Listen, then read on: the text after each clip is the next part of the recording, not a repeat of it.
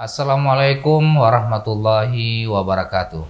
Saya Muhammad Iswanto, SSTP MM, penjabat Bupati Aceh Besar, mendukung sepenuhnya pelaksanaan kegiatan pendataan awal registrasi sosial ekonomi tahun 2022 yang akan dilaksanakan oleh BPS Kabupaten Aceh Besar.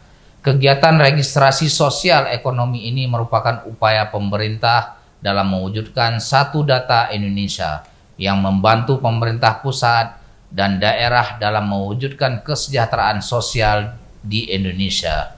Saya juga menghimbau kepada seluruh kecil, perangkat gampong, dan seluruh masyarakat di Kabupaten Aceh Besar agar menerima petugas Reksosek yang akan mendata ke rumah-rumah. Wassalamualaikum warahmatullahi wabarakatuh.